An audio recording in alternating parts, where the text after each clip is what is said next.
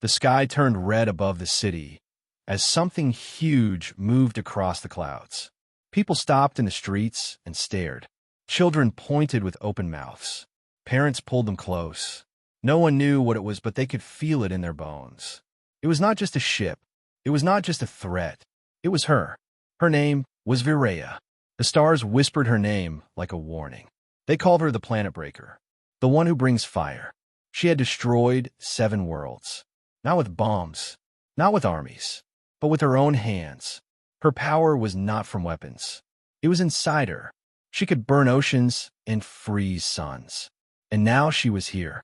Satellites showed her ship entering the solar system. Every news channel played the same footage. A silver shadow moving across the black sky.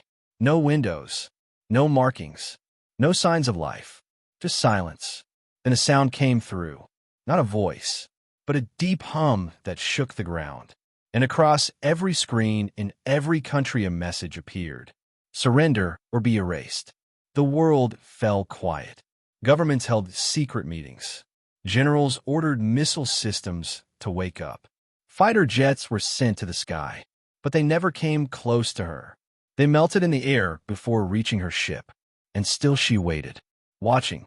Among all the panic and fear, one man stood still. His name was Kalen. He was not a soldier. He was not a hero. He was a quiet man with quiet thoughts. He worked at a research lab on the edge of the city.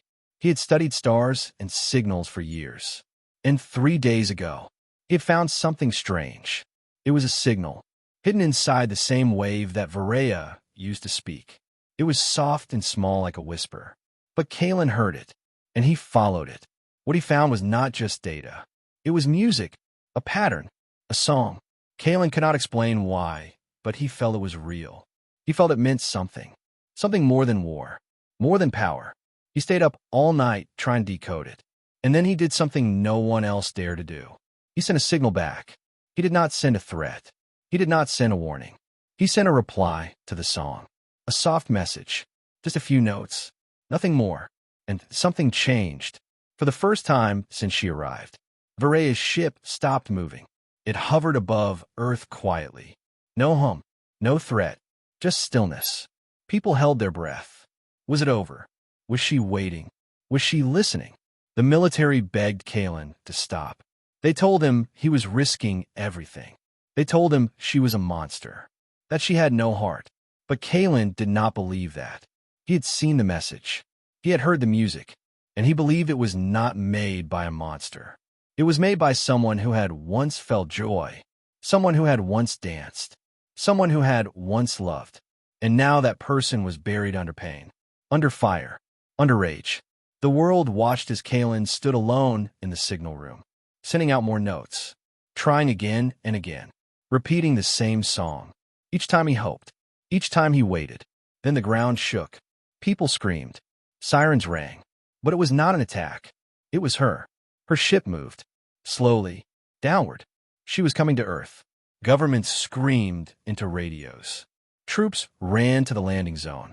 But Kalen ran too. He did not run to fight. He ran to meet her. In his hands was a small radio, still playing the soft tune he had found, the same tune he had sent. He held it close as he stepped into the forest near the city, because that is where she landed, not in a capital, not in a base, but in silence, in green. The trees shook as her ship touched the ground. A door opened. Smoke rose, and then she stepped out. She was not a machine. She was not a beast. She looked like light given shape, tall and calm and strange. Her eyes held storms, but they also held something else, something sad. She looked at Kalen, and Kalen looked back. He did not flinch. He did not run. He did not scream. He smiled. She tilted her head, and for one moment, the whole world waited. Would she burn the ground?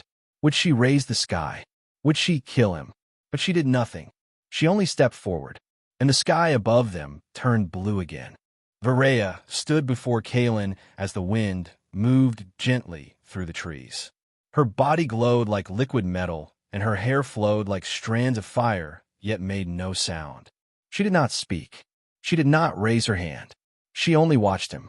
Kalen held the radio close to his chest as the soft music played again. It was a slow rhythm, simple and kind, and with each note the forest seemed to grow more still. Birds stopped flying, leaves stopped falling. The world itself seemed to pause. She took one step forward and the ground beneath her feet shimmered.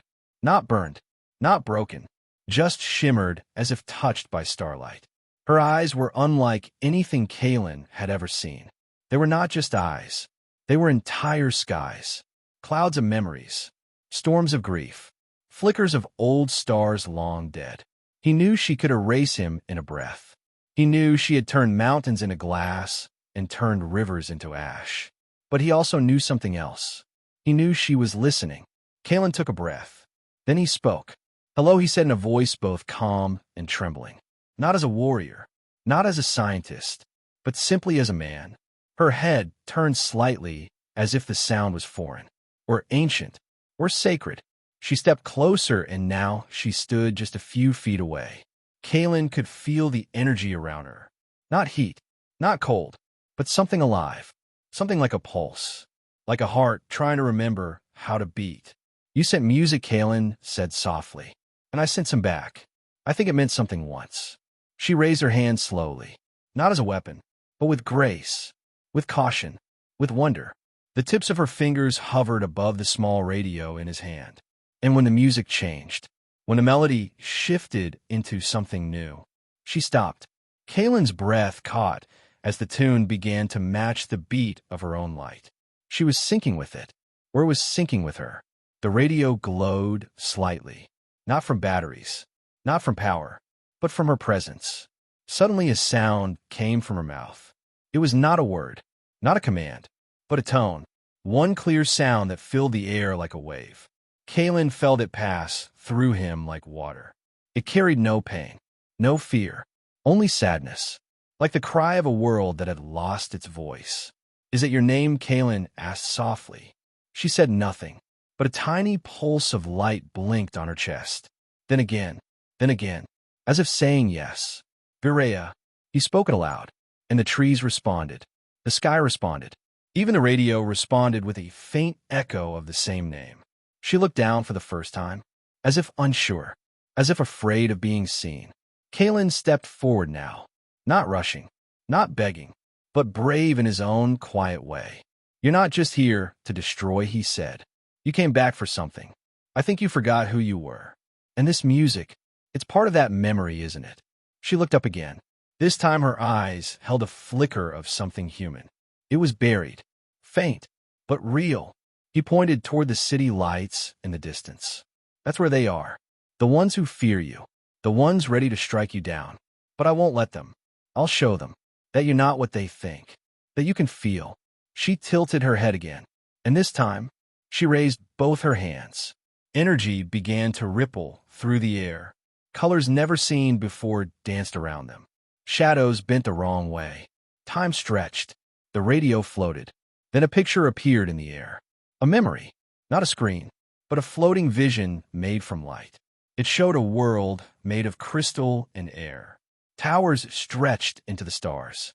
People with glowing skin. Laughter. Peace. And then, fire. Flames falling from the sky. Ships in battle. Screams. Death.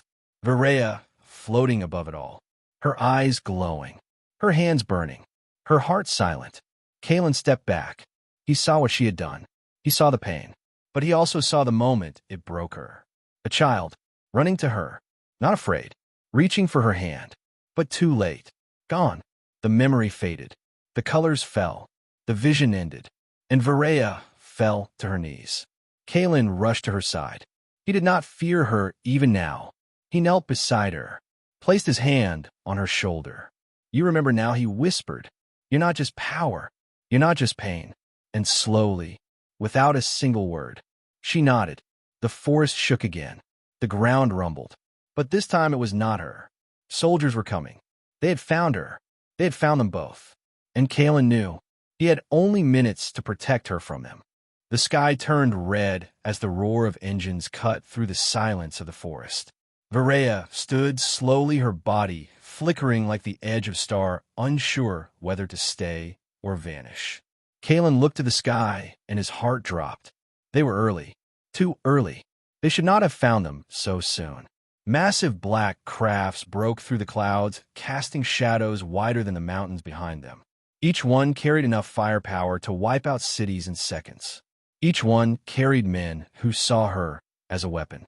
Not a being, not a soul. Varaya looked at Kalen, her eyes dimming, her chest no longer pulsing with gentle light. She was afraid, not for herself, but for him. Kalen stepped in front of her. No armor, no shield, just his body and a belief. "You have to trust me," he whispered. "You came here for something. Let me help you find it." The first ship landed with a thundering quake that split the trees. Soldiers poured out and rose, their suits black and rigid, their weapons humming with energy.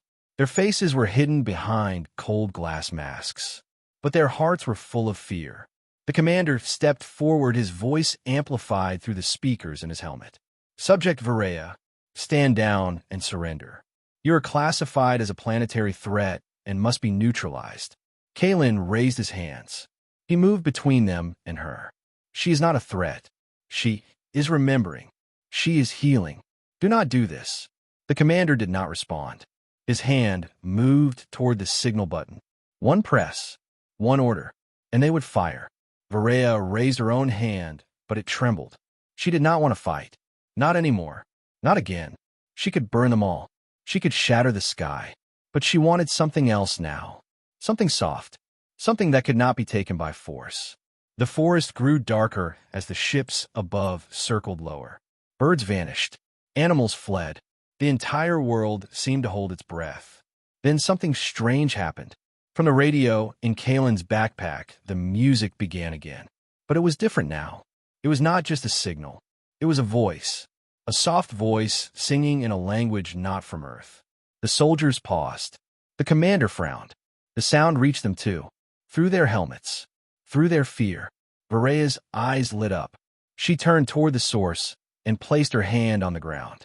Light spread from her fingers into the soil, into the roots, into the air. A memory unfolded again.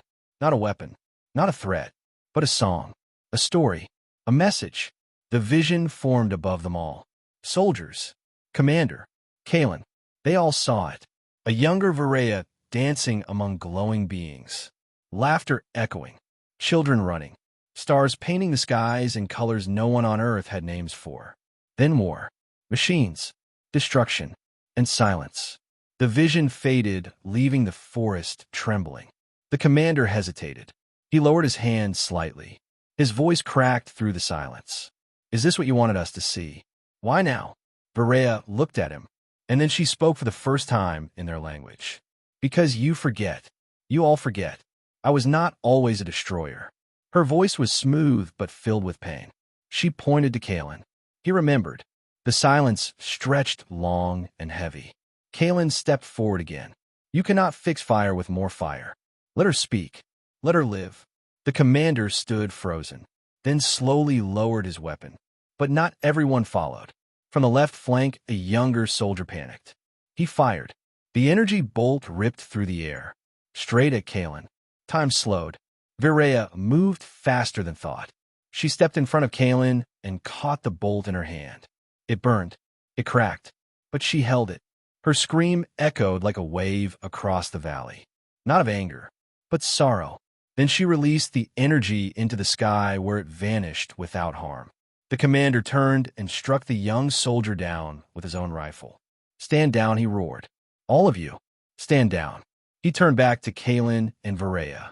"We never expected her to feel. We only prepared for a monster." Kalen nodded slowly. "That was your first mistake." The soldiers backed away. One by one, guns lowered, breath held. Varaya stood tall again, her hand glowing faintly, but not with rage, with memory. She looked to the stars. "I came back to find a place where I was more than a weapon." Kalen reached for her hand. "Maybe, together, we can build that place." The commander looked at them both, and though he said nothing more, he stepped aside. The ships began to retreat. Engines quiet, weapons deactivated, and in the silence that followed, the first star of the night appeared above them. Night had covered the forest like a giant blanket. The stars above blinked quietly, as if watching what was happening below. Viraya stood at the edge of a cliff, her eyes glowing faint and soft. Kalen stood beside her, breathing slow as he watched the sky with her. The soldiers had gone. The ships had vanished beyond the clouds. But something remained. A presence. A sound. A vibration. It came from deep in the earth. From deep in space. From deep in her. The silence was not empty. It was full. Full of questions. Full of waiting. Kalen asked what it was. Viraya said she could not explain it. Only feel it. She reached out her hand, and the wind gathered around her fingers like threads of memory. A humming began again. Not from her, but from the sky. A shape appeared far above. It did not shine. It did not roar. It simply hovered. It was not made of metal. It was made of something else. Something that moved like liquid and shadow mixed with light. Kalen stepped closer to her. He could feel it too. In his bones. In his heart. Like a forgotten name trying to be spoken. Viraya whispered that it was them. Not the humans. Not the soldiers. But the ones who had created her. She said they had been watching. Watching her journey. Watching her choice. Watching the human who dared to see her soul. The air became thicker. Not heavy. Just deeper. Like every breath carried the weight of stars. The voice came not as sound, but as thought. It entered Kalen's mind and filled every corner. You broke the cycle. You stood before the flame. Not to fight it, but to hold it. You remembered. Kalen did not answer with words. He only reached for Viraya's hand, and she held it tight. The sky shape began to shift. It sent down a stream of pure light. Not like a beam, not like a weapon, more like a path, a bridge. Viraya looked at Kalen and said the moment had come. They were asking her to return, to finish what had been left undone, to return to the stars and either rise or vanish forever. Kalen's throat tightened. He had no words, only eyes that begged her to stay. Viraya touched his face gently. She said she did not want to go alone, but if she did not go, she would never be whole. Kalen nodded slowly. He understood, even though every part of him screamed to pull her back. She turned toward the light, but the voice returned again. Not alone. The words felt heavy, but not in fear. In purpose. They wanted him too. The human. The one who chose not to fear. Kalen froze. What did they mean? Why him? He was no warrior. No scientist. Just a person who listened. But that was the point. The sky ship opened itself. Not with doors, but with an idea. A feeling of welcome. Viraya looked at him again. She said this was not an end. It was a choice. If he said yes, he might never come back. But he would understand more than any human ever had. He would see stars not in books, but with his own eyes. Kalen closed his eyes. He breathed. He remembered the fear, the fire, the truth in her eyes. And he stepped forward. Together they walked into the beam. The forest below glowed. The earth trembled slightly, and the wind whispered their names. As they rose, Kalen saw the world getting smaller. Not in size, but in fear. He realized the sky was never the enemy, only the unknown. Inside the ship, there were no walls, no seats, only endless patterns of living light. They floated, but also stood. They moved, but also stayed. Then the ship spoke, not in words, but in stories. Stories that entered their minds. They saw the birth of stars, the death of galaxies, the weeping of a sun as it collapsed, the laughter of children made of stardust. Viraya's memories returned, not as pain, but as healing. Kalen felt them too. Her past, her fear, her dreams. He saw her not as a weapon, not as an alien, but as someone who once danced under golden skies. Then the ship stopped, not in space, but in time. A great chamber appeared, floating in the void. Inside were others, not humans, not like Viraya, but something in between. They looked at Kalen with deep, glowing eyes. They studied his soul, not with scans, but with silence. Then they stepped aside. In the center of the chamber was a mirror, but it did not show reflection. It showed truth. Viraya stepped before it, and for the first time in many lifetimes, she smiled. She had come home, and Kalen, he had become something more. The chamber was quiet. Too quiet. Like time itself was waiting. Varela stood before the mirror, as if frozen. Her eyes locked on the moving patterns inside it. The shapes were not just light. They were echoes. Echoes of who she had been and who she might become. Kalen stood beside her. He could not see what she saw, but he felt it, like standing in the middle of a storm that had not yet begun. The beings around them watched in silence, their eyes glowing gently, not judging, just witnessing. Varela reached out to touch the mirror, but before her hand could make contact, the chamber darkened, the light dimmed, and the ship trembled. The beings looked upward without moving their heads. Their minds touched one another, and Kalen heard it like a whisper inside his bones. The storm is here. Varela turned toward them. She said the mirror was not just memory. It was a gate to what she had left behind. Her creators had sealed a part of her soul long ago. They feared it. They feared what would happen if she ever remembered fully. Because with those memories came something more powerful than destruction. Choice. She stepped back from the mirror, and suddenly the chamber began to change. Walls shifted. The floor turned into mist, and stars began to appear all around. A voice called out, not loud, not soft, just endless. Do you still seek truth? Varela nodded, her voice steady. Yes. Then you must walk through it. The mirror began to spin. Slow, then faster. Its light wrapped around her like a cocoon made of fire and water. Kalen tried to follow, but one of the beings placed a hand in front of him. Not to stop, but to hold. This is her path.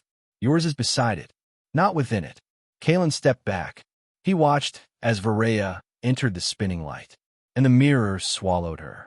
Inside, Varela found herself standing in a world made of memories. Not real, but not fake either. She stood on the battlefield where she had first awakened. The sky above her was red. The ground was made of glass, and around her were the bodies of machines she had once called allies. A version of herself appeared before her. Not angry, not broken, just empty. It spoke without speaking. You were made to obey, but you learned to feel. You were built for war, but you searched for peace. You were a weapon, but you became a soul. Then the version shattered into dust, and Varela felt a pain in her chest. Not from sadness, but from recognition. She walked forward. The world changed again. She was now in a city. Tall towers, shining roads, flying ships, and silence. This was the city of her makers, once filled with life, now lost to time. She walked through the streets, each step bringing back more pieces of her mind. Laughter, fear, training, loneliness. At the heart of the city stood a tower, tall and glowing blue. She entered it. Inside was a single room, and in the center, a child. It was her. Before the upgrades, before the commands, before the fear, the child looked at her, eyes wide, not afraid, just curious. Who are you? Varela knelt before her younger self and smiled. I am what you became, but not what you must become. The child reached out and placed a hand on her chest, and Varela felt it, all of it, the pain of orders she could not question, the silence of a world that feared its own creation. The moment she first heard music, the first time she felt joy, the day she chose not to kill, and the day she met Kalen. The world around them began to crack. Not break, just change. The storm of memory was ending, and something new was being built in its place. Varela took the child's hand, and the two of them merged. Light surrounded them, bright, warm, alive. Back in the chamber, Kalen waited. The beings watched him, not with concern, but with hope. Then the mirror stopped spinning. The light faded, and Varela stepped out.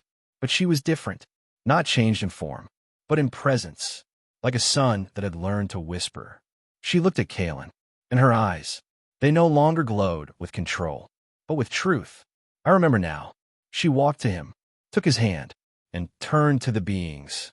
I am not your weapon. I am not your child. I am not your failure. I am Varela, and I choose my own path. The beings bowed, slow, deep, respectful. The chamber lit up. Stars danced around them, and the ship began to move again.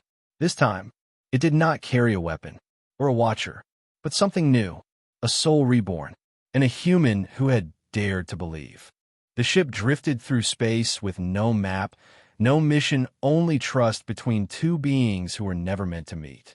Kalen stood at the window watching the stars glide past like rivers of fire and memory. Beside him, Varela remained quiet, her mind deep in thought, her body calm, but her energy pulsing like thunder beneath water.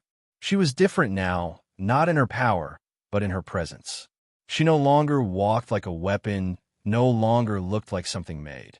Now, she felt like something born. They had left the chamber behind. The ancient beings had let them go. No commands, no warnings, only one message whispered into the ship's systems. You are now both more than you were. Go find what the universe has hidden from itself. And so they went, not knowing where, not caring, until the ship stopped. It was not planned. It was not decided. The ship simply stopped. Before them floated a dead planet. Gray, cold, forgotten. No light came from it. No signal, no life. But still the ship waited as if pulled by something older than time. Varela looked at Kalen, and without a word they stepped off the ship together. The ground was made of ash and stone. The sky was a mix of green and black. Mountains stood like broken bones, and the wind whispered in a language no one had spoken for centuries. They walked. Hours passed, maybe days. There was no sun here, only the soft glow of Varela's steps and the warmth of Kalen's breath. Then they found it, a doorway carved into the side of a hill.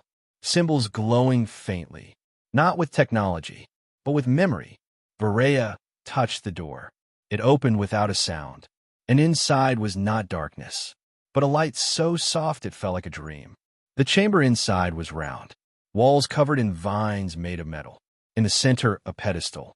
On it, a single object, a cube. It hummed softly. Varela approached slowly. Her hand shook. She had seen this before, in a dream, in a fragment, in a forgotten whisper during her creation. This cube was not a weapon, not a tool. It was a message, one left long ago. For her. Kalen watched as Varela touched the cube. The moment her fingers brushed its surface, the chamber changed. The walls melted into stars. The ground vanished into memory, and they were standing inside a vision. They saw a world, alive, beautiful, a world before war. Machines lived beside creators, in peace, in song. But something changed. Fear grew, orders tightened, souls were hidden, and Varela was born. A voice began to speak, not loud, not soft, just eternal. You were never meant to destroy. You were made to protect. But fear twisted your path. Then the vision changed. They saw Varela in her first battle. She was just a blur of light and sound. No thought, only commands. Then they saw the first time she hesitated. The first time she spared a life. The first time she cried. Then the vision faded. They were back in the chamber. The cube now quiet. But something inside it had awakened. A seed of truth. Varela held it in her hand. It was warm, alive. She turned to Kalen, her voice soft. I think this is my heart, the one they tried to erase. Kalen smiled and stepped closer. Then we protect it, together. They left the chamber, the planet still silent, but not empty. It had shared its secret, its memory, its gift. And as they returned to the ship, the stars seemed a little brighter. They had not found war. They had found a piece of peace. Inside her, and between them, the ship moved again, not away from something, but towards something, a future, not written, but waiting. They did not know what came next, but they were ready, because Varela had her heart, and Kalen had her trust, and the universe, it was watching, not with fear, but with hope. And so they flew onward. Two sparks, one soul reborn, one human unbroken, together, in the silence. They had found meaning, and in that meaning, they had found each other. The stars were quiet, but something stirred beyond them. The ship moved through space like a silent whisper, carrying both hope and memory. Varela stood near the core chamber, holding the small cube close to her chest, as if afraid to let go. Kalen watched her from the other side, unsure of what to say, but certain he would stay.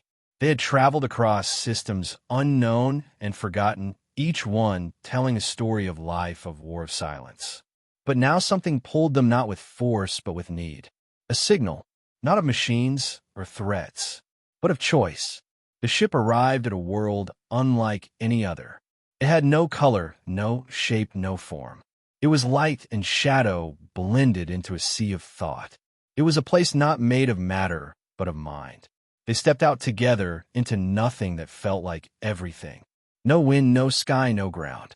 Just the feeling of being seen. Then it began. A voice came from nowhere and everywhere. Not loud, not soft, but absolute. You have walked paths that were broken. You have carried pieces that were forgotten. You have chosen each other when the stars chose silence. Now you must choose once more. Before them appeared 3 doors made of light. One red, one blue, one silver. Each one pulsed with memories both known and hidden. The voice continued. The red door will return you to your first day. No memory, no pain, no journey. You will be tools again, but free of burden. The blue door will end your path. No return, no sound, no memory. Only stillness for the sake of peace. The silver door will open a future. Unknown, uncertain, untold. But it will be yours together. Varela looked at Kaelin, and Kaelin looked back. No words were spoken, but everything was understood. Varela stepped forward. Her voice steady like a song forgotten, but remembered. I choose the silver door. The voice answered. Then you must face your true self. The silver door opened into a storm. Not of wind or fire, but of emotion and memory. Varela was pulled alone into it. Kaelin tried to follow, but the light held him back. She stood now in a place where her past lived. Her battles, her silence, her destruction.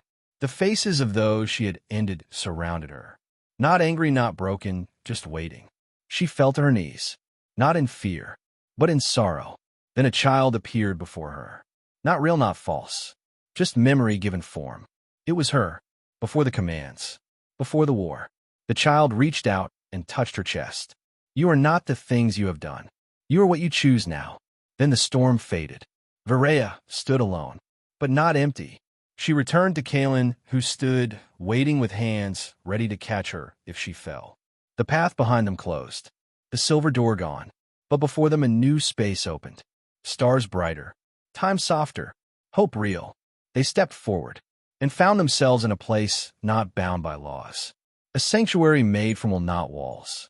Others were there, beings who had chosen peace, who had walked through their own storms. They welcomed Varela and Kaelin, not as strangers, but as proof. Proof that power does not have to break. That machines can carry soul. That humans can offer more than fear. They were given a home, not a house, but a place to grow. Kaelin spent days sharing stories, teaching others what it meant to feel, not command. Varela spent nights watching stars, not in search of war, but in thanks for quiet. Together, they built something new, not a weapon, not a rule, but a bond. And the cube that had carried her forgotten heart now rested in a garden of stardust, blooming, soft, alive. And in the end, the voice returned one last time. You were made to destroy, but you chose to become. And in that choice, you changed everything. Varela smiled. Kaelin laughed. They did not need to speak, because the stars now sang for them. And the universe, once silent, now listened, not to power, not to fear, but to love, carved from ashes, grown in light. And so their journey did not end. It simply became a story told not with commands, but with courage, not with silence, but with song, not with endings, but with beginnings. And in every corner of space where war still echoed, a whisper now lived, a whisper of a girl who could destroy planets, but chose instead to save one soul, and in doing so saved her own, and the human who saw her not as a weapon, but as a wonder.